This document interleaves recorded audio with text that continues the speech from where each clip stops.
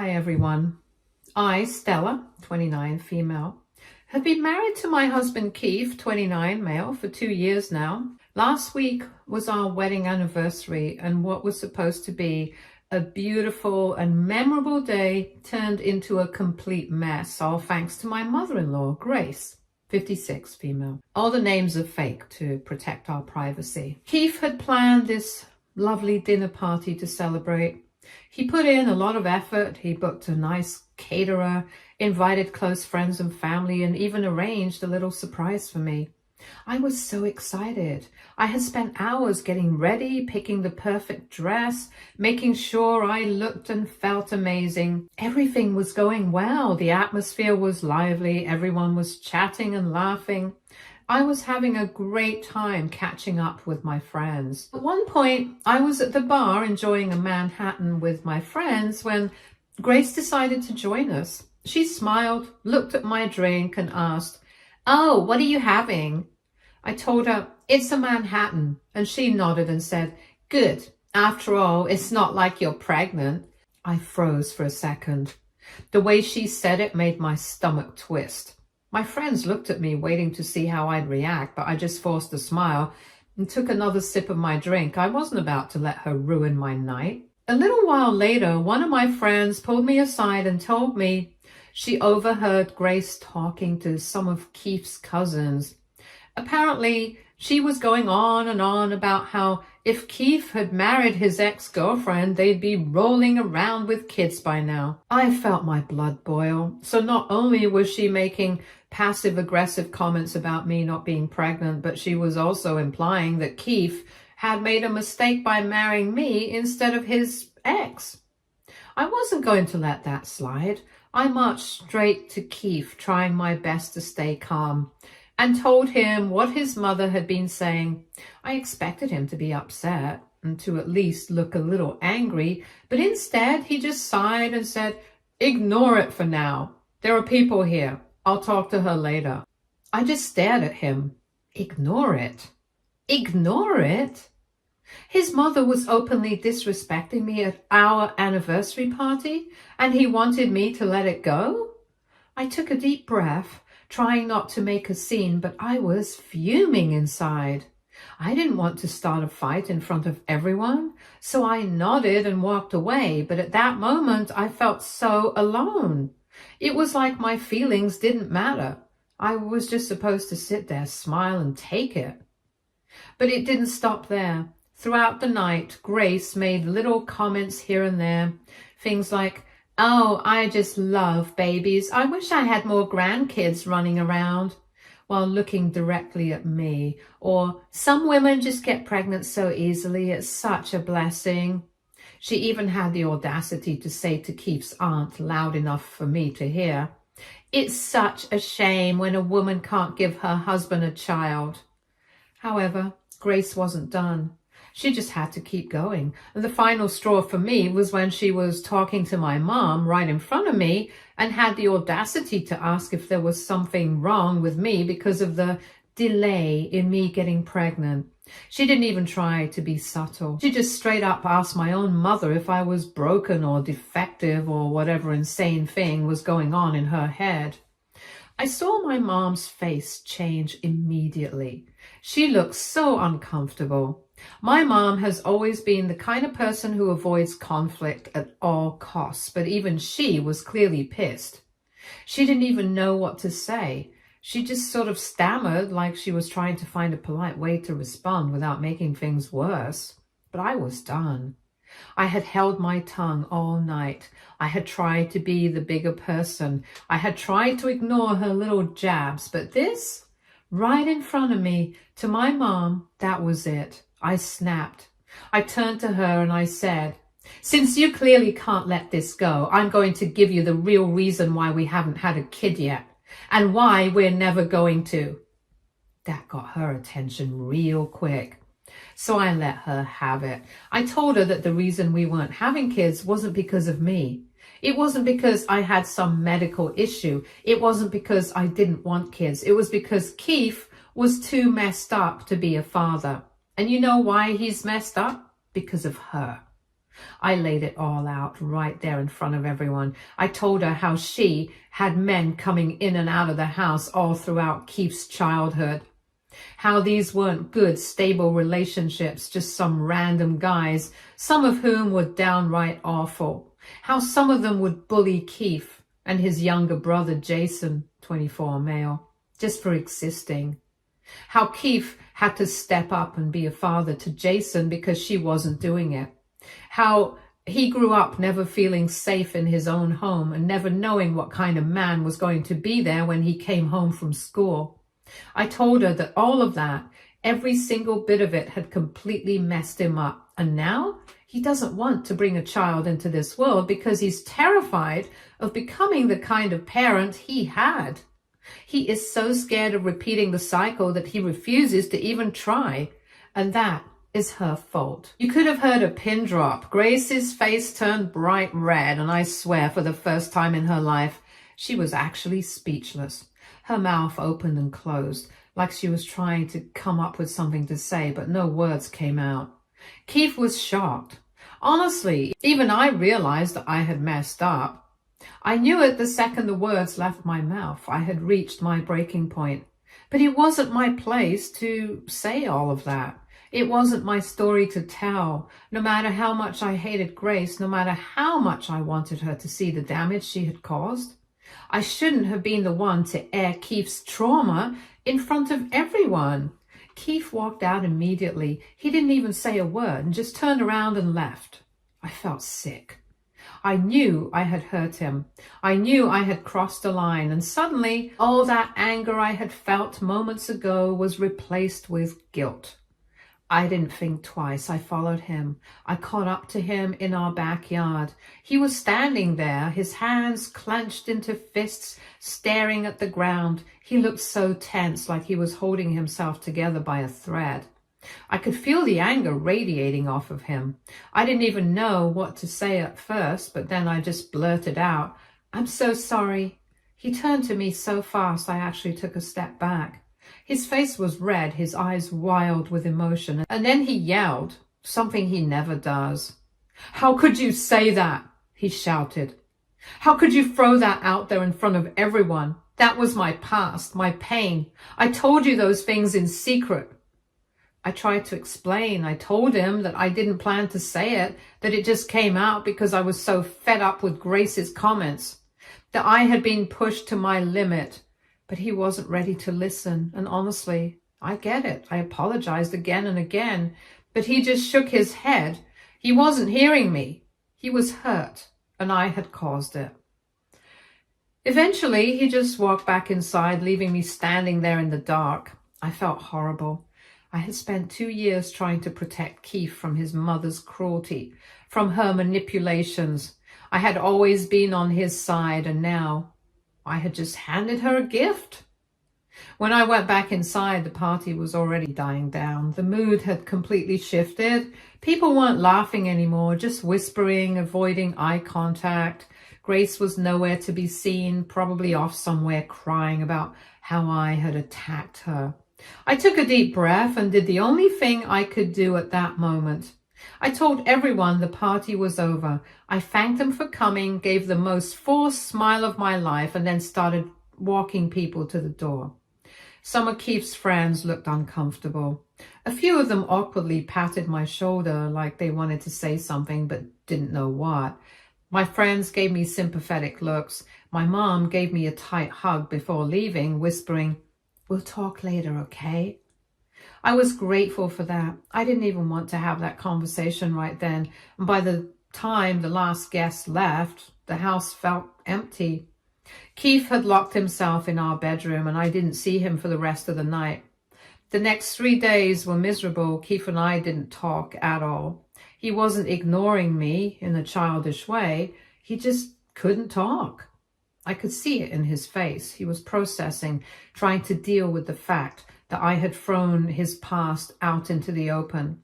I gave him space. I wanted to fix it, but I knew pushing him would only make it worse, so I waited. Those 3 days were the longest of my life. I barely slept.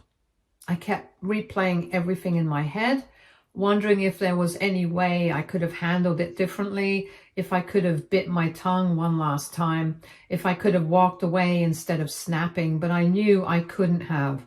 I knew Grace would have just kept going and kept pushing and kept needling at me, and eventually I still would have exploded. The only difference is that maybe, just maybe, I wouldn't have hurt Keith in the process. On the fourth day, Keith finally sat down with me.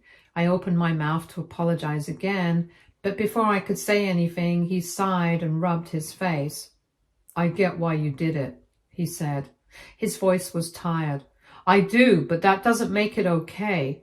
I nodded and told him that I know what I did was wrong. "I spent years trying to forget all of that," he said, "trying to bury it, and then in 1 second it was just out there, and I wasn't ready for that." Hearing that hurt, but I deserved it. "I wasn't trying to hurt you," I told him. "I just couldn't take it anymore. She was acting like it was my fault, like I was the problem. I just wanted her to know the truth." But then Keith told me something that really hit me. He said, "You think that would change anything? She doesn't care about the truth." He was right. Grace didn't care about the truth. She never had. She only cared about her version of the truth, the one where she was the victim and everyone else was against her. I told him, "I know I messed up and I'm so sorry. I hate that I hurt you." He was quiet for a long time, and then finally he nodded. "I forgive you," he said.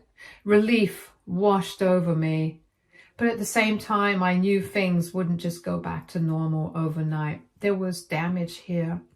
We had some healing to do. And as if things couldn't get worse, Grace was already out there making things even harder. She started spreading lies about me. She told people that I had made everything up and that I had been looking for an excuse to cover up my own shortcomings.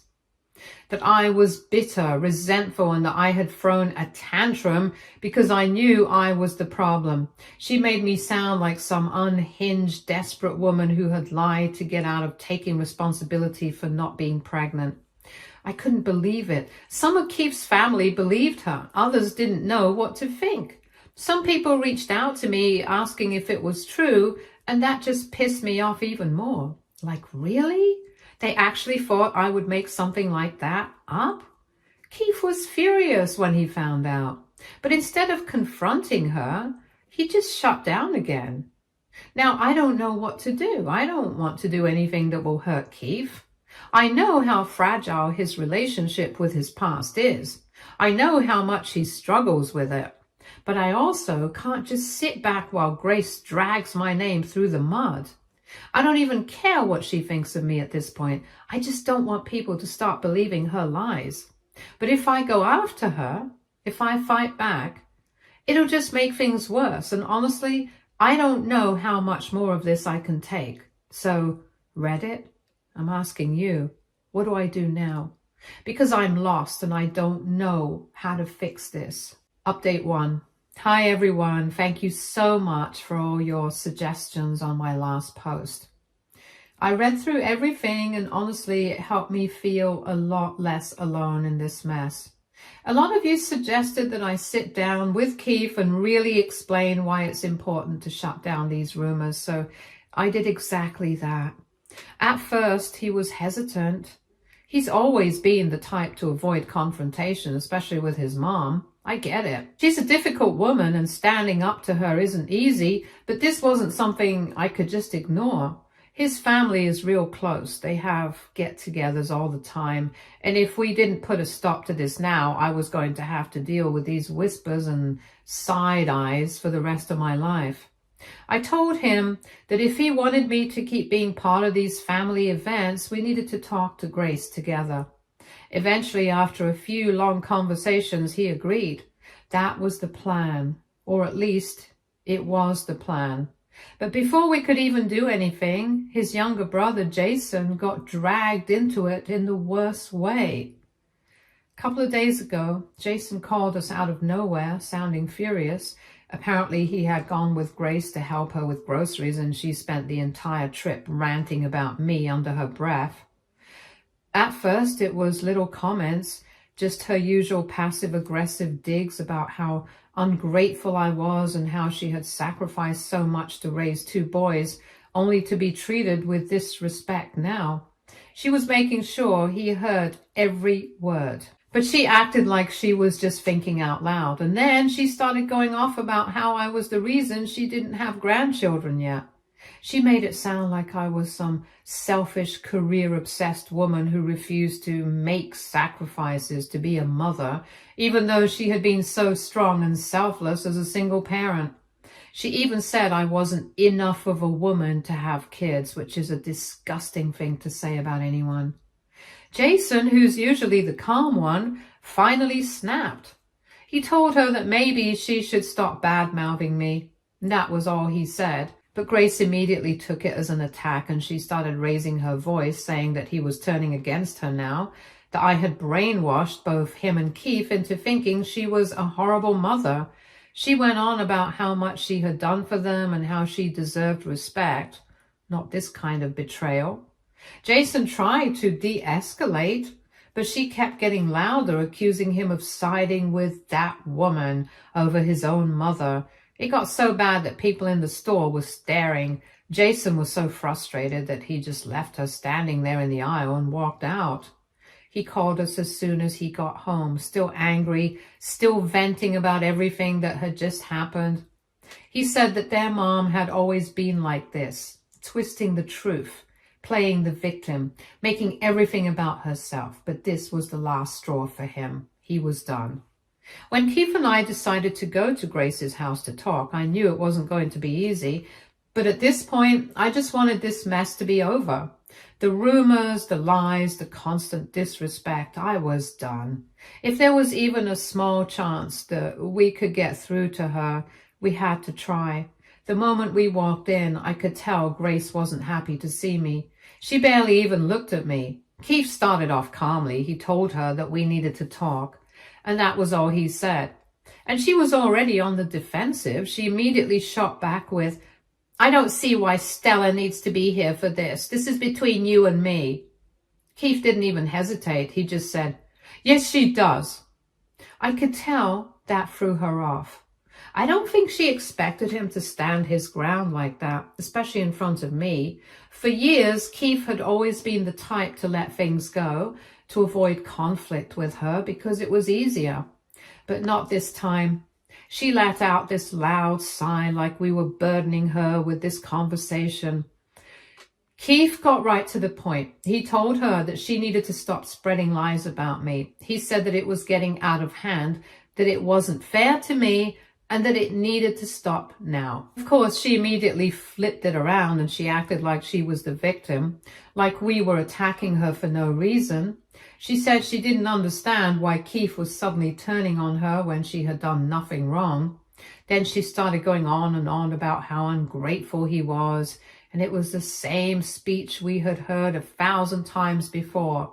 How she raised him and Jason all on her own, how she sacrificed so much for them, how she did everything for them, and this was the thanks she got? Her own son coming into her house and ganging up on her with his wife? Keith let her talk, but when she finally stopped, he said something that I don't think she was expecting. He told her, in a calm but firm voice, that his decision not to have kids was his decision, that it had nothing to do with me, that it was not going to change, and that she needed to stop blaming me for it. And then, as expected, she completely ignored it. She started ranting about how Keith was just saying that to protect me, that I must have convinced him to stay child-free. She even threw in a dramatic, "This isn't the son I raised," for extra guilt-tripping points. Keith shut that down fast, and he told her that he had been struggling with the idea of having kids for years, that it wasn't some sudden decision that he had made because of me, that his childhood, the instability, the stress, the things he had to deal with way too young left him with scars that she refused to acknowledge. and that because of all that, he had decided that he did not want to bring a child into the world. And then he said the words that I think hurt her the most. "You don't get to decide what my life looks like, Mom. You don't get to make this choice for me, and you don't get to blame Stella just because you don't like my answer." That's when she really lost it. She said we were being cruel, that we were trying to erase everything she had done for her kids. She accused Keith of being brainwashed by me, which at this point was so predictable it was almost laughable. I didn't say anything. There was no point. She wasn't listening. She never does. She went on and on about how it was natural for a mother to want grandchildren, how she deserved them after all she had sacrificed, as if children were some kind of reward, like a thank you gift for raising her sons. Keith tried again. He told her that having children is a personal decision, that no one is owed grandchildren, and that she needed to respect that boundary. But she wasn't hearing it. She just kept going, throwing in every emotional manipulation tactic she could think of. She said that Jason had already turned on her, and now Keith was doing the same. She said it was disgusting how sons always choose their wives over their mothers. She even said that this is why marriages don't last anymore, because women today are selfish and don't want to build a family. I had to bite my tongue so hard at that. At this point, I could tell that Keith was done. His face was tight and his shoulders stiff. He looked exhausted. He had said everything he needed to say, but Grace refused to hear it. She didn't want to understand. She didn't want to respect our decision. She just wanted to play the victim and make Keith feel guilty enough to back down. After one last failed attempt to get through to her, Keith stood up. Without raising his voice, without getting angry, he simply told her that we were leaving, that we had tried to have a conversation, but she wasn't listening, and that if she ever wanted to have a real relationship with us, she needed to stop blaming me for his decisions and respect our choices. She didn't say a word as we walked out. The car ride home was silent at first. I could tell Keith was processing everything. I didn't want to push him to talk until he was ready. This wasn't going to be the last time she tried to guilt trip him. This wasn't going to be the last time she painted me as the villain, but at least for the first time, Keith had stood his ground and made it clear where we stood. Now, I'm just trying to figure out where to go from here. I know that Keith loves his mom, and I don't want to put him in a position where he has to cut her off completely. But at the same time, I cannot keep putting myself in situations where I am constantly being disrespected. At this point, I'm thinking low contact might be the best option. Not full on no contact, but enough distance that I don't have to be dragged into this mess every time there's a family event. I know she's going to keep playing the victim. I know she's going to keep telling everyone that I stole Keith's chance to be a father. I know she's never going to take responsibility for anything if she can't respect us.